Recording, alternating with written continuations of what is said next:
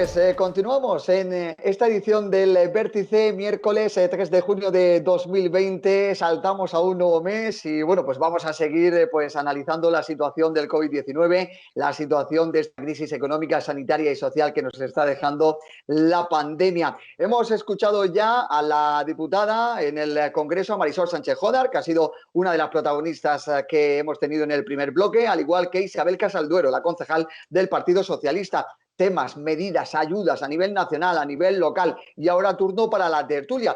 Vamos a saludar a nuestros contertulios que seguro que tienen muchas cosas que decir, tienen muchas cosas que analizar, porque las últimas horas en clave política ha estado también muy, pero que muy caliente. David Torres del Alcázar, ¿qué tal? Buenas noches, amigo. Buenas noches. Pues nada, un placer siempre estar aquí con vosotros. El placer es nuestro. Juan Francisco Soriano, amigo, ¿qué tal? Buenas noches. Hola, muy buenas noches. Encantado de estar aquí con vosotros de nuevo. Bueno, pues como decimos, situación de COVID-19, monotema prácticamente durante los últimos meses y últimas semanas, como es lógico. Pero bueno, traemos muchas cosas, compañeros, porque tenemos una nueva prórroga del estado de alarma. Parece ser que está ya en la última, así lo ha indicado Pedro Sánchez. Tenemos esa tensión que hay a nivel político nacional con las decisiones de Marlaska y la Guardia Civil, Irene Montero y ese vídeo que ha trascendido. Vamos a empezar por orden. Estado de alarma, David Torres del Alcázar, última prórroga. Parece que está más cerca la nueva normalidad. Bueno, sí, partíamos justo antes de comenzar la tertulia, off the record, por esos minutos que departíamos al principio, pues yo comentaba precisamente que lo que él terminó me parece completamente desacertado.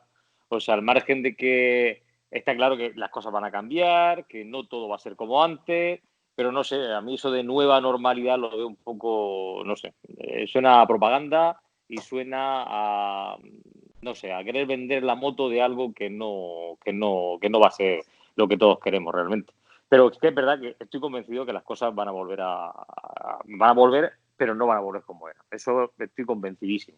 Sobre el estado de alarma, pues lo que decíamos también hace unos días, en mi última intervención aquí en estas cámaras, pues lo comentaba, que pienso que tal vez al principio de todo esto, incluso más que un estado de alarma, tal vez hubiéramos tenido que recurrir a un estado de excepción de una forma puntual, y pienso que llegado a este punto el estado de alarma no sé hasta qué puede ser útil o puede ser necesario. Creo que yo he estado consultando, leyendo a constitucionalistas, he estado viendo las disposiciones de las diferentes leyes, especialmente la ley de seguridad y la ley de sanidad, y no creo que llegado a este punto ya acabe de ser necesario esa prórroga del estado de alarma. Pero bueno, gracias a este sistema parlamentario democrático, bueno, pues esa pretensión que tenía el gobierno de España de aprobar 30 y tantos días, si es así, cuidado, que también puede ser un globo sonda, porque todos sabemos que en política es muy habitual eso de lanzar una idea, tantear el terreno, a ver cómo responde la gente, cómo responde la ciudadanía, cómo responden las instituciones, y una vez que ya les he tomado el pulso, entonces ya tomo la decisión final, ¿no? Creo en este caso que, como decía, el sistema parlamentario pues ha permitido que a través de ese pacto pues hayan tenido que reducirlo el estado de alarma anterior a 15 días y pues serán otros tantos, ¿no? Supongo que irá por unos 15 días. La verdad es que no sé exactamente cuánto van a pedir, pero por ahí van los tiros. Gracias a Dios parece que todo va funcionando medianamente bien. Dentro de, lógicamente, esto no puede ser un antes y un después de decir hay casos, no hay casos, ni muchísimo menos. Estaba claro que esto no iba a ser un borrón y cuenta nueva, pero bueno, parece que todo va bien. Lo que a nivel regional hemos tenido muchísima suerte, a priori, que luego, lógicamente, tiene su parte negativa, y es que no hay inmunidad. Ahora parece ser que también que la inmunidad que produce quien ha pasado esta terrible enfermedad no tiene la perdurabilidad que todos esperamos. Incluso hay el responsable de la mayor UCI de Milán, que lo han pasado fatal, pues están viendo que la carga viral que está enfermando a la gente en la actualidad es mucho menor de lo que se esperaba, con lo cual parece que esta enfermedad estaba manifestándose y mutando de una forma diferente a lo esperado. Es algo muy nuevo. O sea, esto apenas un año en una enfermedad no es tiempo suficiente para que los investigadores tengan pues, el conocimiento que puedan tener de otras. Léase el caso pues, de otras enfermedades mucho más conocidas, erradicadas prácticamente en el mundo, pero que se han investigado muchísimo desde muchísimas ópticas y, lógicamente, tenemos un conocimiento mayor. En este caso, pues aún falta mucho camino por andar. Yo creo que ahora lo inmediato sería encontrar algún tipo de medicación antes que la vacuna, porque la vacuna, incluso dicho por los propios especialistas, de conseguirla no va a tener la efectividad que todos esperamos porque necesita un tiempo, necesita un desarrollo que el tiempo pasa y no se puede luchar contra él. Con lo cual, lo ideal sería cuando escucháramos que han encontrado una medicación para esa interpretación. Una vacuna y una nueva normalidad, como dice David Torres del Alcázar, que no parece como tal. Juan Francisco Soriano, nueva normalidad, última prórroga de estado de alarma. Ahora parece que el Partido Socialista se está apoyando mucho en Ciudadanos para sacar adelante esos estados de alarma. Va cambiando todo conforme pasan las semanas. Bueno, vamos a ver, yo creo en primer lugar, bueno, respondiéndote directamente al último que has dicho, yo creo que el Partido Socialista podría apoyarse en Satanás y en cualquier cosa que se presentara ahora mismo que le sirviera para mantener la aritmética parlamentaria. O sea, esta gente es capaz de decir una cosa y la contraria en el mismo día, o sea, ninguna cosa nueva. La nueva normalidad a mí me parece una plaga, en sus mismos términos me parece un lenguaje propio de la ingeniería social y que además da pie a que muchos se sumen a creer en las teorías conspirativas. Yo no me sumo en exceso a esas teorías porque creo que teorías puede haber muchas. Yo lo que creo es que en general, cuanto más sabemos, entre comillas, del coronavirus, es que sabemos menos. Yo creo que la realidad es que sabemos muy poco, que vivimos en la era de la desinformación y la intoxicación y que hay un virus que viene de China. Eso yo insisto en decirlo, que el virus ha salido de China. Y los chinos, alguna responsabilidad, el gobierno de China deberá tener. Digo yo, porque aquí ahora parece que ya, pues China, poco menos que tenemos que echarle una alfombra. No, señor. Tenemos una pandemia a nivel mundial que si algo se supone que sabemos es que ha salido de China, suponiendo que nos podamos creer algo del terrible y atroz régimen comunista que gobierna en China. Yo es que esto sé que soy muy cansino al decirlo, pero es que conviene que lo sepamos. Pues cuando hablamos de nueva normalidad, está esta gente que también se cree que es que después del coronavirus va a haber un nuevo ser humano. Vamos a ser seres beatíficos. Ya nunca más va a haber guerras, vamos a ser todos buenísimos, maravillosos, nos vamos a dedicar al amor, al abrazo y al beso. Pues va a ser que no. Y el ser humano se ha matado antes, sigue matándose ahora y mucho me temo que seguirá haciéndolo en el futuro. Entonces, bueno, pues no confío en ninguna de esas historias. El estado de alarma, yo ya lo decía y estoy muy de acuerdo en la línea en la que se expresaba David. El estado de alarma que ha sido usado de un modo pues difícil de explicar y que como él mismo ha explicado, si es que las medidas que se tomaron en un inicio, que creo que estábamos todos de acuerdo en el arranque cuando se vio que esto se iba de las manos, que había que tomar medidas drásticas, las medidas que se tomaron fueron las propias de un estado de excepción. Y no pasa nada si se hubiera apoyado. Aquí lo que se ha hecho es meternos en un estado de alarma que parece como el día de la marmota, que va reproduciéndose en bucle y que al gobierno le viene fenomenal para no tener que someterse al control parlamentario que debería. Entonces, pues yo, resumiendo mi postura, es nueva normalidad, no estado de alarma, tampoco. Ninguna de las dos. Una situación que ha dado esta crisis, además, con muchas contradicciones dentro del gobierno, con muchas situaciones complicadas. Las últimas las estamos viviendo en los últimos días. David, Juan Francisco, Marlaska, situación con la Guardia Civil, varios cargos cesados, otros han dimitido. Ahora parece que sí hay un documento en el que sí lo cesa o le aparta de su cargo debido a que no le había dado la información del expediente que solicitaba. ¿Le puede pasar todo esto factura? Las declaraciones de Irene Montero también, que aparecen ahora, la ministra de Podemos, en la que justo el 9 de marzo viene a decir que no iba a dar la mano en la manifestación y que el COVID-19 tenía mucho que ver en todas esas manifestaciones. ¿Todo esto puede pasar factura al gobierno o no, David Torres del Alcázar? ¿Puede haber elecciones próximamente? ¿Puede salir reforzado el gobierno de toda esta situación? ¿Puede salir perjudicado? ¿Cómo lo veis? Bueno, yo creo que en principio a nivel mundial esta pandemia está afectando mucho a los gobiernos en general, ¿vale?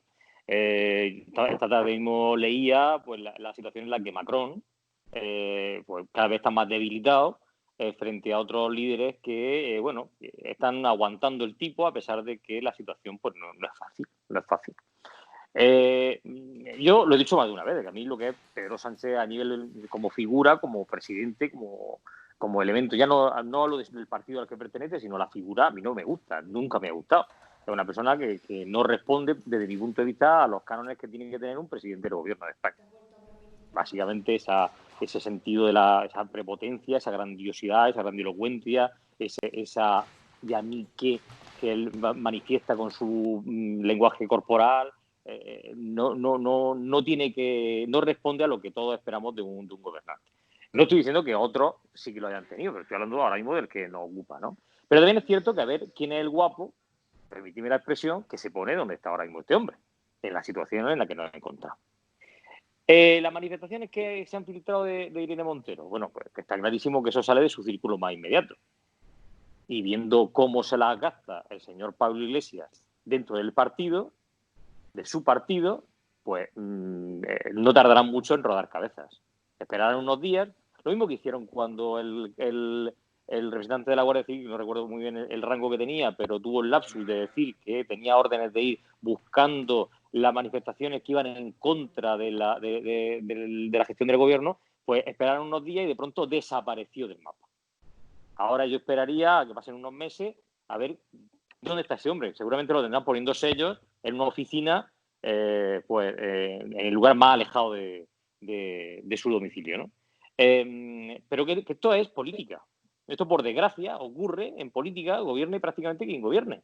Porque estamos ahora mismo asentados en una situación en la que o haces lo que yo digo o eres un fascista, o haces lo que yo diga o eres un comunista. O sea, según desde el lado en el que se estén diciendo las cosas.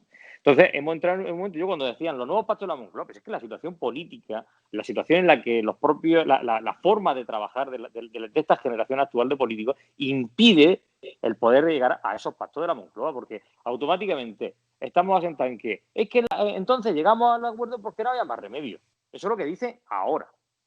Bueno, yo, gracias a Dios, tuve un abuelo muy implicado en todo lo que era la sociedad y el mundo político, sin llegar a ser político, y él lo decía, es que todos tuvimos que llegar a acuerdos y se habló y bueno, y no todo nos gustaba, pero es que había que llegar a acuerdos y conseguir las cosas, y esa es la gracia de los tratos. En nuestra vida cotidiana así funcionan las cosas. O sea, raras veces en nuestra vida cotidiana conseguimos exactamente lo que queremos. Siempre tenemos que ceder para que otros consigan otras cosas para llegar a un punto medio. Y esa es la virtud que tuvieron los políticos de entonces y que para nada tienen los políticos de hoy. Yo, sobre las declaraciones, como decía Irene Montero, pues yo sinceramente no las veo tan escandalosas como, por ejemplo, lo que está ocurriendo en el caso de la Guardia Civil y el señor Marlaska. Aquí hemos tenido a una directora de la Guardia Civil que la han tenido escondida debajo de la alfombra, no se la ve en ningún momento, no hace una declaración en ningún medio de comunicación, no se la ve en ningún acto de ningún tipo, no se la ve participando en ninguna reunión en ningún lado, y resulta que ahora sale un documento que, si esto, por ejemplo, hubiera ocurrido en Estados Unidos, recordemos todo lo que ocurrió cuando el señor Clinton, pues el famoso caso con la becaria, él no cayó por tener la relación que tuvo con la becaria, él cayó porque engañó al pueblo de los Estados Unidos, porque mintió al pueblo de los Estados Unidos. Y lo que sí está claro es que ese documento que ha salido hoy, lo que ha sido hoy, esta mañana, yo lo he visto esta mañana, no sé si ha salido hoy o cuándo ha sido, pero es verdad que el documento lo que deja claro es que el señor ministro ha mentido en las Cortes diciendo que esto ya llevaba de tiempo, que se estaba tramitando, que no tiene nada que ver con esto. Y el documento deja claro, negro sobre blanco, que las razones es por la famosa investigación, que ya gran parte de los jueces están alzando en armas diciendo que qué pasa aquí, que dónde está la independencia judicial, que cómo el Poder Ejecutivo puede interferir, en este caso en el Poder Judicial. Con lo cual, es grave que los poderes del Estado uno quiera intervenir sobre otro. Está claro que el legislativo y el ejecutivo en España, por las particularidades del sistema de partidos y demás, al final hemos presidencializado el sistema y el presidente del gobierno es el que lo controla todo, controla el legislativo y el ejecutivo. Eso es una realidad. Pero ya, que también quieran controlar más aún, porque tienen cierto control sobre el ejecutivo, sobre el judicial, quieran controlar más aún a esos jueces que, como no los nombran, los famosos jueces de pueblo que se dice popularmente, como no los nombran ellos, no los pueden controlar. Y entonces resulta que entonces encuentro otra fórmula para poder controlar finalmente el sistema judicial. Una cosa que creo que es muy grave y, por desgracia, creo que le tocará pagar el pato a otro o a otra, pero no va a ser el ministro del Interior el que pague el pato. Bueno, Juan Francisco, si es que bueno, Partido Popular, Ciudadanos y Vox han solicitado ya la dimisión de Grande Marlaska. Vamos a ver cuál es, pero no parece, como bien dices, que vaya a dimitir. Y el caso de Irene Montero, sobre todo, lo llamativo o la gravedad está en que se conocía ya, valga la redundancia, la gravedad del coronavirus. Yo creo que solo todos hemos llegado, o sea, absolutamente todo el mundo ha llegado todo el mundo. Ya, sí, claro. Sí, una cosa es que lo digan. Cosa es que y no otra cosa es que, efectivamente. Y otra cosa es que no lo sepan, ¿sabes? Absolutamente todo el mundo sabe que hemos llegado al punto en que, por lo que se está viendo, todo el mundo sabía que esto venía, que estaba allá y que podía degradar. Y luego dicen, no, es que a manifestaciones hubo todo en España, claro, pero es que, por ejemplo, si en la región de Murcia hubo manifestación del 8M, pero resulta que aquí teníamos, por suerte, no teníamos presente el virus, pues lógicamente no se difundió. Ahora, en Madrid, que estaba ya ahí, pues lógicamente se difundió. Hay muchos indicios en las imágenes en las que se ve cómo ya se sabía. Luego ya entraremos a valorar si fue una temeridad, si no fue una temeridad, si había informes de un tipo, informes de otro tipo, pero que está claro que lo que no se puede negar es que se sabía y que estaba ahí. Ahora, que a lo mejor no valoraron el alcance real que podía tener. Bueno, a lo mejor si lo hubiera suspendido y no hubiera pasado nada, hubiera empezado a decir, ay, teníamos que haberlo hecho porque hubiera sido mejor, porque resulta que había que visualizar la situación. Que estamos de acuerdo, pero que está claro que siempre se iba a buscar otra o cualquiera de las ópticas. Pero lo que es cierto, que no se puede negar, que está claro que hemos llegado todos al punto, y digo todos, lo digan o no lo digan, en que la situación ya en ese momento ya empezaba a verse que algo no iba bien y que iba a ir a ser preocupante. Juan Francisco. Sí, vamos a ver, pues el tema, yo estoy de acuerdo en que el tema Irene Montero tiene el recorrido que tiene. Es que Irene Montero es una ministra que no da el nivel y a partir de ahí todo lo demás sobra. Es que no da el nivel. Y España entera, y a mí me importa un carajo que me puedan tachar de machista, porque a mí me parece que el padre de todos los machistas en España es el señor esposo de la señora Irene Montero, creo que es el más machista que hay en España. La señora Irene Montero está donde está por los méritos que España entera conoce. Y ya está. Y no tengo más que decir de esa señora cuya inutilidad e inoperancia es evidente. Lo otro es mucho más grave, como bien señalaba ahí, claro que sí, si es el ataque a la separación de poderes, y eso es gravísimo. ¿Va a dimitir alguien? No. No va a dimitir. Pero si tiene un presidente que es un embustero patológico, Pedro Sánchez es un tipo que miente más que habla. Eso sí, habla lo que no está escrito, porque suelta unos discursos y unos mítines cada vez que comparece ante los medios que dan ganas de tirarse por la ventana.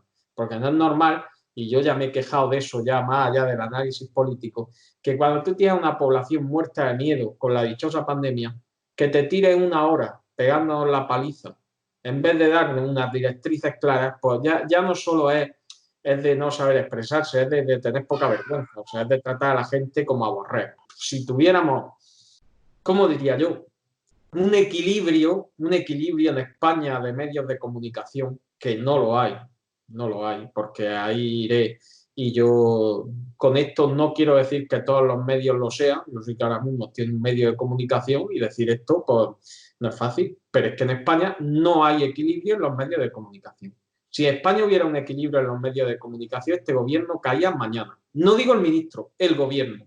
Este gobierno ha demostrado una inoperancia, una inutilidad absoluta, que tiene un montón de ministros y ministras que son puro marketing, pero que son incapaces de solventar nada, ni de hacer la O con un canuto, y luego una serie de ministros que se están metiendo en berenjenales tremendos, como el ministro Ábalos con el caso del CI, como el ministro Marlaska con el caso de la Guardia Civil, etc.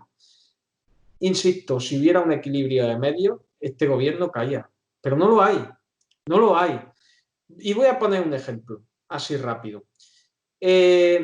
Todos los medios estaban el otro día con lo que le había dicho la señora Álvarez de Toledo a Pablo Iglesias, que le había dicho hijo de terrorista. Vale. sin entrar a valorar el hecho en sí. El señor Iglesias llevaba meses, cada vez que intervenía la señora Álvarez de Toledo, refiriéndose a su título nobiliario, inventando a su padre y a su madre. Vale, es cierto que probablemente no fue muy edificante el hecho de que la señora Álvarez de Toledo mencionara al padre de Pablo Iglesias. Pero no es menos cierto que el señor Iglesias llevaba meses mencionando a los padres y la ascendencia de la señora Álvarez de Toledo. ¿Se ha dado el mismo equilibrio en los medios? No, no. Y el señor Iglesias ha cogido y ha dicho que el problema es que los otros crispan. O sea, España está sumida en una pandemia con una crisis económica que viene galopante y lo que se refleja en los medios es que la oposición crispa. Pues si alguna persona inteligente es capaz de hacer un análisis rápido, se dará cuenta de dos cosas. Primera, que la responsabilidad máxima es de quien gobierna, más que de la oposición. Y tenemos un gobierno que le hace oposición a la oposición. Eso es un factor que hay que considerar. Y el otro que tenemos es que el gobierno se pasa el día lanzando globos sonda, pero a la hora de la verdad, medidas eficaces las justas. Y como ahora estoy seguro que alguna nos dirá, porque yo no he visto la entrevista, lógicamente, no la he podido ver, de Marisol, porque estamos haciendo el programa cada uno desde nuestra casa, pero no sé si comentaremos algo de cómo el gobierno está vendiendo a bombo y platillo las medidas que está tomando y creo que algo podremos decir ahora al respecto. Antes de las medidas, otro de los temas que está levantando pues mucha polémica en los últimos días es el ingreso mínimo vital. ¿A favor o en contra, David? Ese ingreso mínimo para las familias desde 461 euros y que se puede elevar hasta 1.050 euros. ¿Cómo lo ves, David? ¿A favor? ¿En contra? Vamos a ver, yo en lo que es la idea de ayudar al que más lo necesita, obviamente tengo que estar a favor. O sea, como cualquier persona de bien, tiene que estar a favor. Pero tal vez aquí fallen, pues algo que suele fallar últimamente en España, y es que tenemos 17 sistemas y al final uno no cuadra con otro. Hay comunidades autónomas que ya tienen con otro nombre diferentes sistemas que ayudan a este tipo de familias que tienen esta problemática. Y resulta que ahora el gobierno plantea esto. Al principio lo planteaba como no compatible con lo de las comunidades autónomas, significa que las comunidades autónomas ya tenían uno. Ahora lo plantean como compatible con otras comunidades autónomas. Tienes que tener más de 23 años, menos de 65, haber cotizado ya un año. Yo creo que la medida creo que va a tener menos calado, por desgracia, porque lógicamente el objetivo de esto es que dentro de un año o 2 años se analice la medida y menos gente lo necesite. Porque si no es así, significa que la medida es un fracaso. Y sí podremos decir entonces, dentro de un año o de 2, si se mantiene la situación y no bajan de forma importante los que lo necesitan, que es una medida para comprar votos sin ningún tipo de medida real. Porque esto funcionará de verdad cuando dentro de un año, dentro de 2 años, veamos que menos personas lo necesitan porque hay más gente trabajando, porque hay más gente con medios que no tienen que llegar a ese tipo de solicitudes. ¿Vale? O sea, el fracaso o el triunfo lo vamos a ver de aquí a 1 o 2 años. Entonces, creo sinceramente que, por supuesto, esto hay una venta política detrás. Lógicamente, le corresponde a la oposición vender que esto es para fabricar vagos, para que la gente no trabaje. Luego están los que dicen que no, que el ser humano es ambicioso por naturaleza y va a querer más. Bueno, yo tengo que decir que yo oigo mucho a los estudiantes universitarios. Tengo en las instituciones y los colectivos en los que yo me muevo, tengo muchos y muy buenos estudiantes, muy trabajadores. Y, por ejemplo, a la misma vez del ingreso mínimo vital se ha aprobado la práctica universalidad de las becas. Bueno, pues puedo decir que algunos que son de Podemos y algunos son del Partido Socialista, el señor Pedro Sánchez tendría que oír lo que dicen. Tendría que oír lo que dicen. Con todo lo que ellos están sufriendo para poder sacar su estudio adelante con buenas notas, con buenas calificaciones, y cómo ahora esta universalidad que se pretende lo que va a hacer es premiar al que no trabaja. Porque lo que se pedía era un 6,5, cuidado, Cuidado, que no se pedía ni que tuvieras matrícula de honor, que lo aprobaras todo, que tuvieras unas notazas, que fuera, vamos, el fin del mundo y premio extraordinario. Ahora por No, renta, para ¿no? nada. Sí, escucha, sí, pero la parte académica se pedía solo un 6,5, que era lo que vamos, que es el esfuerzo real. O sea, el alumno, lógicamente, no tiene culpa si su padre tiene dinero o no tiene dinero. Eso no vincula al alumno. Estamos hablando de la parte que vincula directamente al alumno, es su trabajo y su esfuerzo. Entonces, lógicamente, ahora mismo el alumno no tiene ningún tipo de compromiso para con esa beca. En el momento que solo con el hecho de solicitarle que se le dé y que las condiciones académicas del 6,5 hayan desaparecido, lógicamente el alumno en sí ya no tiene ningún tipo de compromiso para con esa beca. Sabe que se van a dar. Eso solo que si el padre, por desgracia, no puede llegar a pagarla, y lógicamente me parece muy bien y es de derecho y es necesario que se pague, lógicamente. Pero lo que no puede ser es que directamente esa beca, como digo, quite los requisitos, porque al final estamos dando lugar a que si la imagen que estamos dando, cuidado, no estoy diciendo que sea así, digo la imagen que estamos dando como sociedad. Estamos hablando de adolescentes que están en plena formación de su personalidad, que están tranquilamente en sus casas. Y resulta que la imagen que se les está dando por parte del Estado, por tanto de todos, es que si no trabajo, me dan una paga. La imagen, vuelvo a decir, que no estoy diciendo que sea así, estoy diciendo la imagen que se percibe, que no estamos hablando de un chico o una chica que tiene 20 y tantos años, 30 años, que tiene una personalidad formada, que tiene cierta cultura. No estamos hablando de los adolescentes, de la gente que está en plena formación y configuración de su forma de entender las cosas. Ve, que estando en mi casa sin hacer nada me dan una paga. Que aunque no estudie, me van a dar la beca. Entonces, ¿qué tipo de sociedad estamos formando? ¿Qué tipo de sociedad estamos formando? ¿Qué tipo de valores estamos transmitiendo a la sociedad del mañana? Eso tenemos que valorarlo. Y claro, tú hablas de valores y hablas de crisis de valores y hablas y ya es que eres un facha, eres un tradicional, eres un conservador. No, perdona. O sea, todos los padres quieren trasladar a su hijo los valores del trabajo, del sacrificio, de la bondad, del compromiso social, de la ayuda al prójimo. Eso es lo lógico y lo natural, eso es lo que nos han enseñado todos. Pero ahora el propio Estado es el que está cambiando la idea de lo que nosotros estamos enseñando a los más jóvenes. Y vuelvo a decir, en un momento crítico de su vida en el que están configurando su forma de entender las cosas. Entonces, estamos trabajando para que cuiden el medio ambiente, para que respeten, en este caso, ahora, fíjate, una cosa que yo le digo todos los años a mis alumnos, la importancia de los barrenderos y de las limpiadoras. Ahora todos hemos puesto en un pedestal. Por desgracia, en eso estoy con Francisco. Dentro de 3 días nadie se acordará de la limpiadora y volverán a mirarla por encima del hombro. No, ya han desaparecido los aplausos, o sea, ya aplausos no hay. Ese gesto que nos unía a todos y ese gesto que salíamos a las 8 de la tarde, pues como dice Juan Francisco, no hace falta que nos vayamos al futuro, o sea, es que ya hace semanas que ha desaparecido, claro, por desgracia, ese aplauso de las personas que han cuidado y que siguen cuidando de nosotros. Juan Francisco, tema del ingreso mínimo vital, ¿se está quitando el esfuerzo? Sí, a ver, es que además por responderle a David, además yo creo que él es más optimista que yo o más generoso en sus apreciaciones. Yo lo que creo es que se está apesebrando a la sociedad. Entonces se trata de construir pesebres y tener a la gente adocenada y aborregada. Yo creo que los organismos públicos, una de sus principales misiones debería ser la de proporcionar a la sociedad los medios para que la gente pueda vivir de su trabajo. Y puede haber circunstancias excepcionales, pero lo que no puede ser es que haya normas generales para construir pesebres.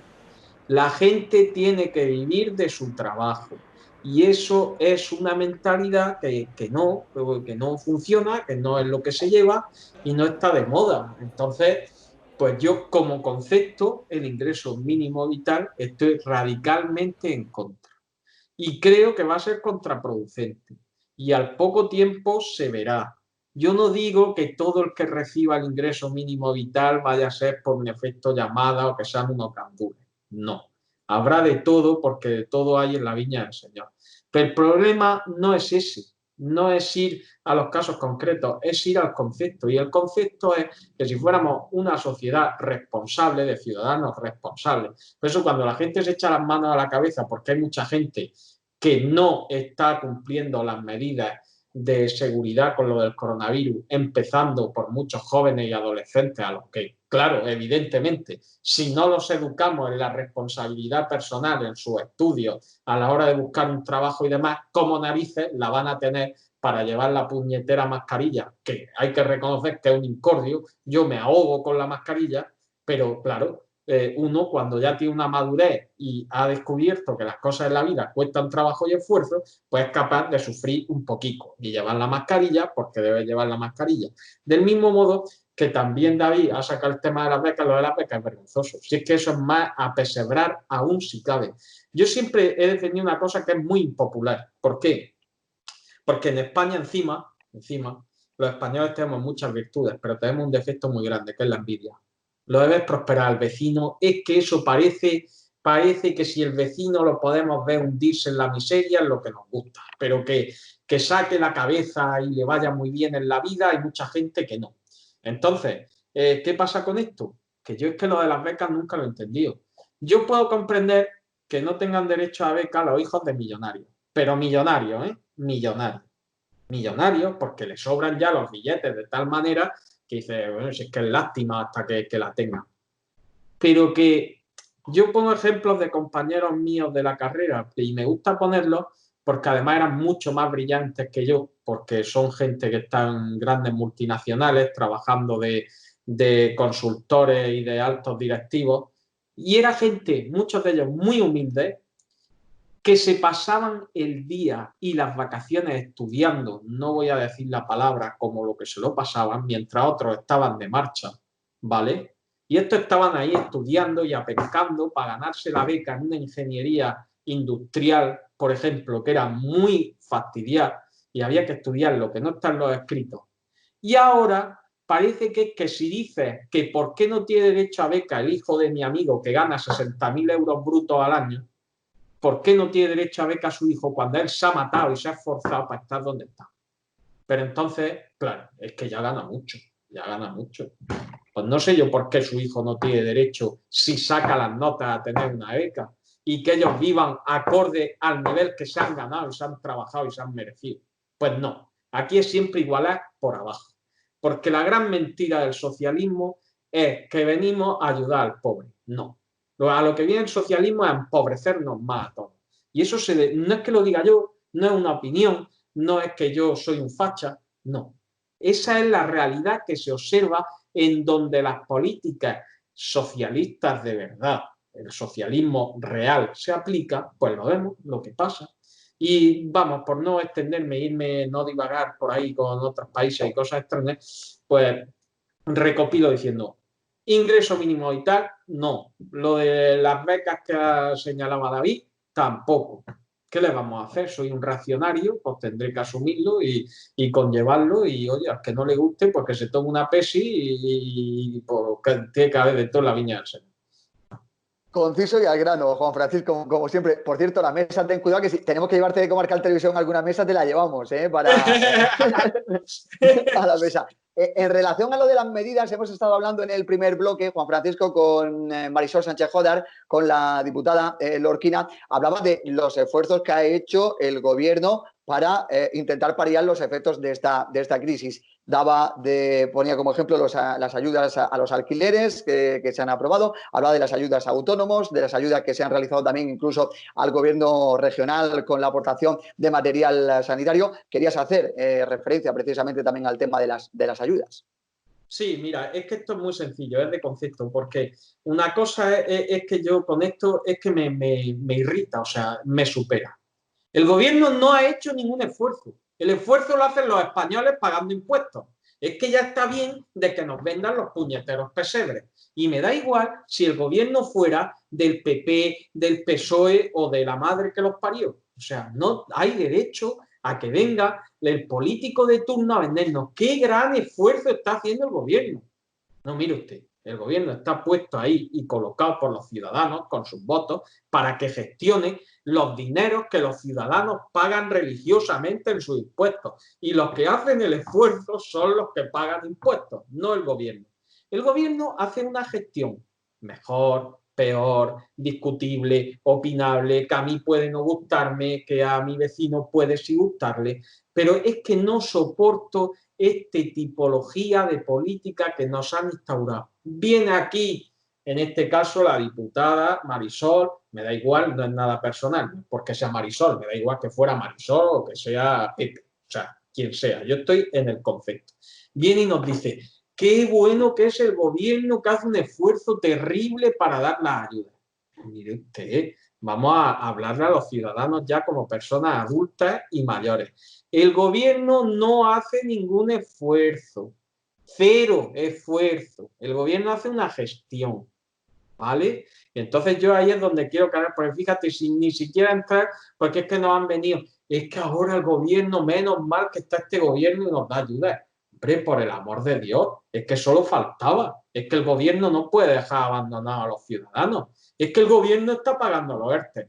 No, el gobierno está gestionando los recursos que tiene porque los ciudadanos pagan impuestos para que se paguen los ERTE, porque es que eso faltaba. O sea, yo alucino con que algunos atribuyan el mérito, es que estamos pagando los ERTE. Pues nos ha jodido, solo faltaba que no los pagaran. Entonces ya, pues menuda ruina, porque se vaya el gobierno entero y que no, vamos, que desaparezcan para siempre. O sea, es que de verdad sé que me estoy viniendo un poco arriba, pero a mí me irrita que nos traten como a tontos.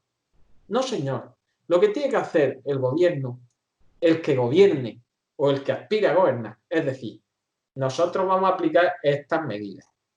Y con el dinero que el sufrido contribuyente paga religiosamente vamos a hacer esto, esto y lo otro. Y luego los ciudadanos valoraremos si lo han hecho mejor o peor, si lo han repartido mejor o peor, si lo han dedicado estableciendo unas prioridades que sean lógicas o no. Pero este sistema del gobierno ha hecho un gran esfuerzo. Hombre, es que clama al cielo. Es que este lenguaje, y mira, no solo lo digo de este gobierno, es que lo aplican todos los gobiernos. El gobierno está haciendo un gran esfuerzo, el gobierno está haciendo un gran esfuerzo. Venga, hombre, por favor, esfuerzo lo está haciendo el pobre padre o madre de familia que no llega a fin de mes, que tiene a sus criaturas, que no les puede dar de comer y que encima tiene que pagar sus impuestos, el autónomo que tiene que seguir pagando la cuota, aunque no vende nada. Y está ahí el pobre amargado. Eso sí hace un esfuerzo, pero el gobierno no hace un esfuerzo, el gobierno hace una gestión. Soy repetitivo, pero me gustaría que alguna de las personas que nos ve, oye, pues si a alguno le queda claro este concepto, yo me daría ya por satisfecho porque verdaderamente vivimos en unos tiempos que a mí me cabrean y me molesta soberanamente que esto se trata así. Luego ya las medidas, pues habrá como todo, te pueden gustar más, menos, unas serán más acertadas, otras menos, pero en general lo que esperamos es que el gobierno utilice sus recursos, que son muchos, por muy tieso que pueda estar por la deuda y lo que tú quieras. El gobierno tiene muchos recursos y esperamos que los aplique para aliviar a los ciudadanos en esta situación en la que estamos. Ajá. Bueno, para ir terminando, ahora si acaso incidimos en algún tema más, por si queréis tocar algún tema más, pero me gustaría también tocar un tema municipal, como siempre, un tema relacionado con Lorca. Aparte de si vosotros tenéis alguno, ya están las ayudas disponibles para los autónomos, como decíamos, ya se pueden solicitar en el Centro de Desarrollo Local, autónomos, microempresas que no han podido estar trabajando durante estos meses del estado de alarma, hasta 500 euros, hasta 350 en el caso de mercaderes y de puestos de mercado. Como bien dice Juan Francisco, para algunos insuficientes, para otros acertadas, hay para todos los gustos, pero no sé si os ha sorprendido el lorquino de a pie, no sé si os ha sorprendido la respuesta que ha tenido la población lorquina, la sociedad lorquina, de responder a los comercios de la ciudad. Parece que incluso los comerciantes están un poco sorprendidos por la reacción que han tenido los lorquinos de ir rápidamente a hacer compras, apoyar, unas veces por necesidad, otras veces a lo mejor también por querer salir y poder sociabilizar un poquito, pero no sé si estáis sorprendidos de la respuesta que está teniendo la ciudad. David. Bueno, yo destacaría dos cosas. Por un lado, la importancia de la política municipal.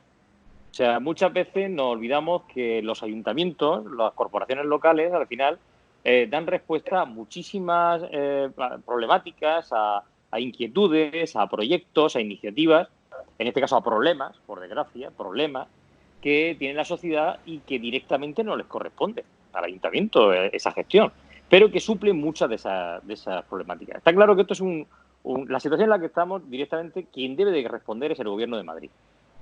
Y ahí, por ejemplo, esas ayudas que antes decían, pues que va a la comunidad autónoma para que las gestione. Yo también tengo que hacer aquí un pequeño inciso.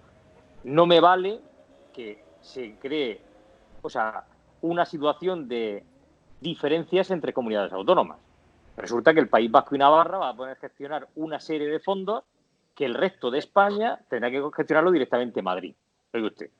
Yo no voy a entrar en si es correcto que se haga desde Madrid o se haga desde la comunidad autónoma correspondiente, pero no me vale que unos sean para las comunidades autónomas y otros sea desde el Estado central. Porque entonces, ¿qué me estás diciendo? Que las 15 comunidades autónomas y 2 ciudades autónomas restantes no son capaces de gestionar esos recursos, no se fían desde el Gobierno de Madrid de que las gestionen, no tienen los medios para poder gestionarlas, o a ver si le damos la vuelta a la tortilla, o es que los navarros y los vascos son maravillosos y el resto de España no.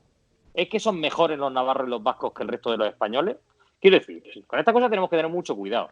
O sea, sí que es verdad que cuando empezamos había dos niveles y 2 velocidades de comunidad autónoma, la del 151 y la del 149, la del 143, perdón. Eso se fue igualando de forma paulatina.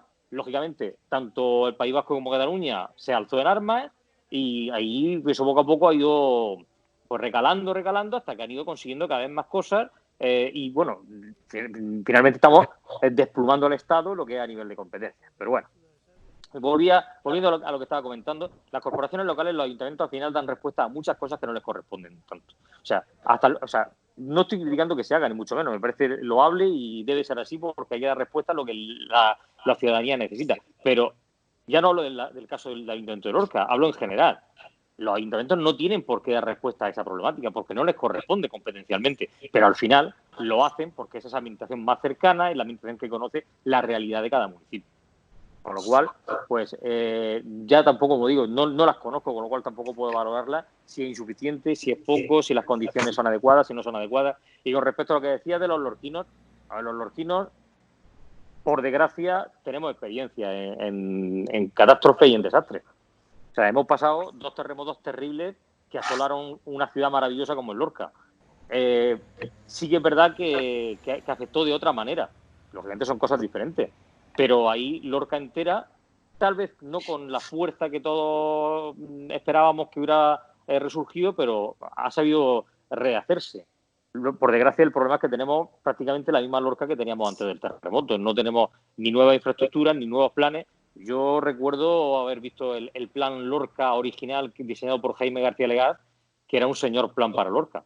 Pero la mitad de las cosas que él planteó allí acabaron en un cajón. Con lo cual, eso haría que la Lorca de hoy fuera mejor que la Lorca del 2011. Pero bueno, como estaba diciendo, que los lorquinos salgan a apoyar a su comercio, a apoyar a su empresa, a esas pequeñas empresas, a esos autónomos, no me sorprende porque eso va con el ADN de los lorquinos. Igual que tenemos otras muchas cosas que no hacemos tan bien, por desgracia, porque hay que ser autocrítico. Pero es verdad que para eso, pues sí que sí estamos siempre al pie del cañón. No me sorprende, para nada. Bueno, yo creo que es un poco pronto para valorar hasta qué punto esa respuesta es así, pero bueno, entiendo que si los comerciantes lo están diciendo será porque algo han notado. También es cierto que estamos en una situación tan atípica y tan extraña en la que es muy difícil valorar algunas cuestiones y quizás hasta que no pase más tiempo no lo vamos a saber. Yo lo que sí creo, en eso estoy de acuerdo con David, el Ayuntamiento de Lorca como administración más cercana, pues claro, se encuentra, es el que quizás tiene que atender cuestiones que se va encontrando sobre la marcha y que te las encuentras con el vecino, porque si estás en la calle es que el vecino te aborda. Esto no es como el presidente del gobierno que está allí en la Moncloa, está rodeado de su escolta, pues como es normal que lo esté, porque claro, no es cualquier cosa y tal. Aquí el alcalde sale por algún lado y el vecino pues se la arrima y le dice tal, o el concejal, tienes que hacer esto, aquí tenemos este problema, está pasando esto por aquí y por allá. Vamos a ver, yo sé que ha habido muchas críticas de los sectores de la hostelería, de comerciantes y por supuesto, la oposición, pero bueno, es que eso es lo normal, respecto a las medidas económicas del ayuntamiento. A mí me cuesta trabajo valorarlo, no, es verdad que no tengo los conocimientos para valorar en profundidad y decir, oye, pues exactamente esto sí, esto no, pero sí hay una sensación que a mí me da, y es que vuelvo a lo que decía antes. es que veo un paquete de ayudas que son, ahora te doy 500 euros, ahora no sé qué, vale. Eso, vale, bien, puede ser un alivio y tal. Pero no deja de ser pan para hoy y hambre para mañana. Yo vuelvo a lo mismo, de que lo que verdaderamente nos hace prosperar es que se den las facilidades para que la gente pueda vivir de su trabajo, no de la limosna del Estado. Entonces, yo por ahí es por donde veo, y luego las facilidades a nivel de carga impositiva. Yo comprendo que las administraciones van a sufrir un descenso de ingresos muy importante, pero también comprendo que hay medidas que a los ciudadanos nos vienen muy bien. Y luego hay cosas que son de justicia. Por ejemplo, yo conozco una de las cosas que sí, que recientemente en pleno se presentó una moción para que se bonificara al 95% la plusvalía en el caso de fallecer la persona, o sea, el ascendiente, ¿no? Es decir, para que lo entendamos todo el mundo, se muere el padre o la madre que tiene la casa, que se ha pasado toda su vida haciendo su casa. Y entonces, ¿qué pasa? Que cuando fallece, para heredarlo, los herederos legítimos, los hijos o quien corresponda, pues el cónyuge o quien sea, tienen que pagar los dos impuestos de los muertos, que son el de sucesiones, que ya sabemos lo injustísimo que está bonificado a día de hoy, y luego está la plusvalía, que la plusvalía es la otra parte. Es que, claro, vosotros imaginaos, voy a ser, para terminar muy rápido, tú te hiciste tu casa en el año 1980, ¿vale? Con un esfuerzo tremendo para poder hacerte tu casita en la huerta. Hoy en día, 40 años después, esa casa vale mucho más que hace 40 años. Pero la cruda realidad es que tú no eres más que una familia trabajadora, normal y corriente, que ha puesto su esfuerzo en tener esa casa. ¿Y qué pasa cuando se muere la persona que ha construido esa casa y la tienen que heredar? Que te pegan un crujío que te revienta. Pues eso es un tipo de medida que a lo mejor no es ahora mismo la específica, pero lo pongo como ejemplo de las facilidades que hay que darle a la gente para que pueda prosperar, y no que encima de que estás con la pandemia ahogado, se te muere el padre o la madre, vas a heredar la casa y tampoco te la puedes quedar porque te crujen. En definitiva, medidas que vayan más a facilitarle la vida a los ciudadanos que a darle una limosna que es pan para hoy y hambre para mañana. David Torres del Alcázar, un apunte para terminar. Pues mira, yo, que no me va a oír, pero sí que una reflexión, que es que yo cuando lo veo en la tele ya me canso de verlo, que es al señor presidente del gobierno. Yo le diría a su jefe de comunicación que, bueno, tú eres comunicador, con lo cual también a lo mejor tienes una opinión parecida a mí. Yo he estado muchos años en instituciones, en colectivos, y el presidente lo que hacía era anunciar. Daba el anuncio, el comunicado, la novedad, la puesta en marcha del proyecto, la iniciativa, lo que fuese. Y luego los datos, los detalles, los daba el que había dirigido el proyecto, el que conocía el proyecto y el que sabía el técnico. Eso. Difícilmente, y además no le corresponde, el presidente de gobierno puede conocer todos los pormenores de todo lo que es la desescalada punto a punto. Y entonces te encuentras pues algunos vídeos que están por ahí danzando de su explicación famosa de la fase 1 de la 0 a la 4, que resulta que son a la 3, que son 4, que son 1, que es la primera, que es la inicial, que es la final, que es la de escalada, y al final, pues no sabemos realmente dónde estamos. Pero es que no le corresponde al presidente del gobierno hacer eso. Porque tú oyes a Macron y no habla así. Oyes a Conté y no habla así. Oyes al primer ministro de Portugal y no habla así. Oyes a Boris Johnson, por ejemplo, llega, hace el anuncio y se va. Y sigue el ministro de turno dando los detalles, el técnico de turno dando los detalles. Pero este señor tiene tantas ganas de estar horas y horas en la pantalla que se equivoca. Se equivoca porque el presidente de gobierno no le corresponde esa faceta. Es como si están diciendo, es que el rey ya salió una vez y tiene que salir más veces. No, señor, el rey ha salido una vez. Y ha dicho lo que tenía que decir y punto. Y estuvo 5, 6, 7 minutos. Punto. El presidente del gobierno, vale que todas las semanas quiere salir. Bien. Tiene que comunicarlo, que salga y lo comunique. Pero no puede estar una hora que yo, de verdad, que cuando pongo la tele ya veo que está el presidente del gobierno hablando, digo, pero bueno, este hombre que se va a pasar la vida en mi casa.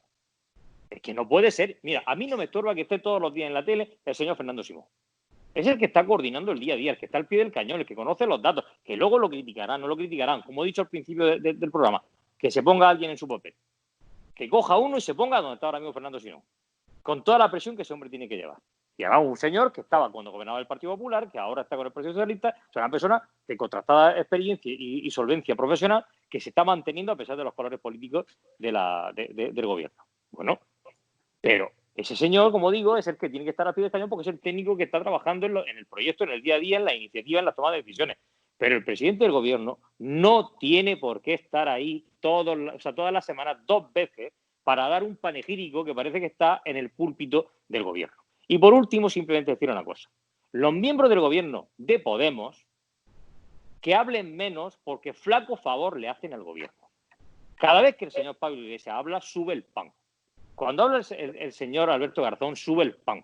Cuando habla Irene Montero, sube el pan. Que se callen. Ahora salta el señor Pablo Iglesias. Pues sí, es que el gobierno es muy grande y eso cuesta más dinero. O sea, resulta que ahora dices que el gobierno es muy grande y cuesta más dinero. Lo dice ahora, ¿no? Ya hubo polémica y en vez de estar callaico, ahora coge y reabre la caja otra vez de la polémica. Porque le interesará, porque querrá desviar la atención, porque lógicamente él está acostumbrado, que es otra cosa, que él, junto con el señor Echenique, se les ha olvidado que ellos ya no están en la oposición, que no son activistas que están en la calle, que son gobierno de España. Le guste o no le guste, son gobierno de España. Y él no puede estar en una comisión de la reconstrucción, ahí en la tribuna, pensando que está en su mesa presidiendo el aula en la Complutense, en la que sus alumnos dicen amén a todo lo que diga. Porque es vicepresidente del gobierno de España. Y los que están frente a él representan a la soberanía nacional, al poder del pueblo español. Y no puede hablarles como le habla. Y no estoy diciendo con eso que Vox haya estado correcto con las declaraciones que haya hecho o el PP haya estado correcto. Estoy hablando que el PP ahora mismo, o Vox, o cualquier otro partido que esté en la oposición, es oposición. Él es gobierno y, por lo tanto, necesita y se le corresponde una altura de mira y una posición que no puede permitirse hacer esas barbaridades que dice y comportarse como se comporta. Lo siento, pero Pedro Sánchez al grano y más moderación en Podemos y en el resto de formaciones políticas para cerrar más Estado. España por encima de todo. Que algunos, cuando dicen España, parece que se le van a caer los dientes. Por si les pasa algo al decirlo. Nada, Francisco. José Ángel, pues rápidamente, yo lo que quería señalar es que tenemos que distinguir, que además está claro, aquí hemos venido a un programa de debate político en el que uno a veces se acalora y manifiesta opiniones más altas o menos altas y tal. Pero hay un mensaje que yo sí quiero lanzar un poco como final del programa, ¿no? Y es que una cosa es la política, este debate que podamos tener aquí y tal, y luego está el saber qué tenemos que hacer los ciudadanos.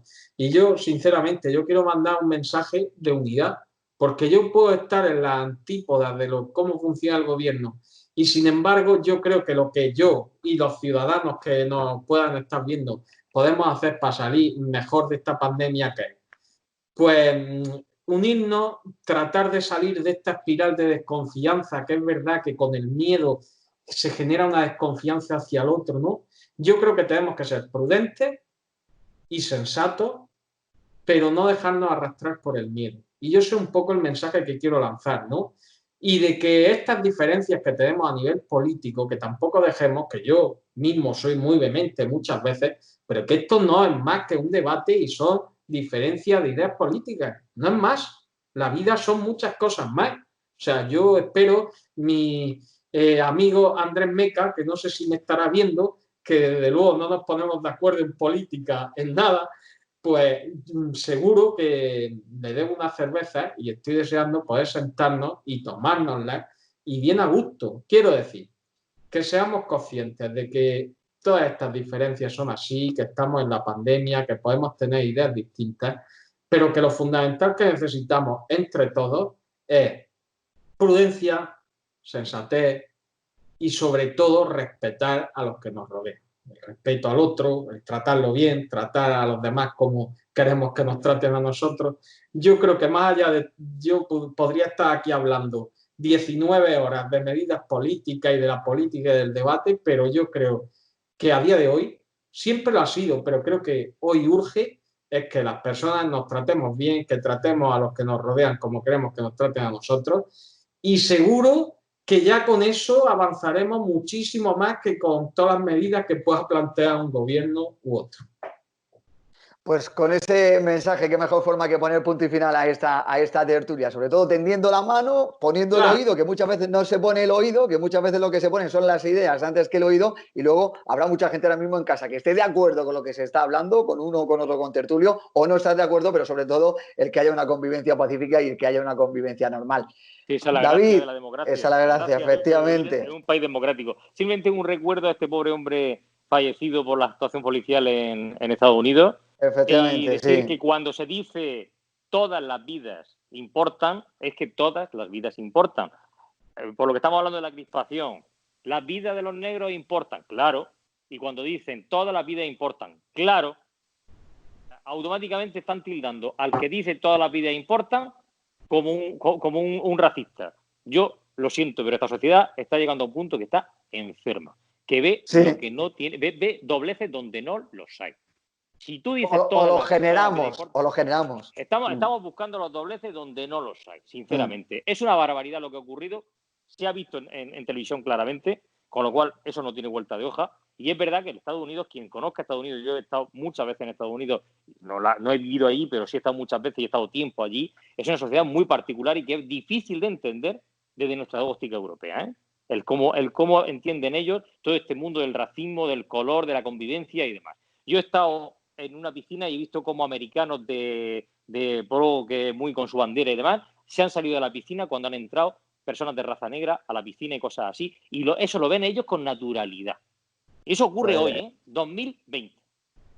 Una pena, pero vamos a ver si damos pasitos hacia adelante en vez de darlos hacia atrás, que algunas veces parece que vamos más hacia atrás que hacia adelante. Pero es importante que los europeos no intentemos entender la sociedad europea, la sociedad americana, la estadounidense, desde nuestra óptica, porque no la vamos a entender nunca.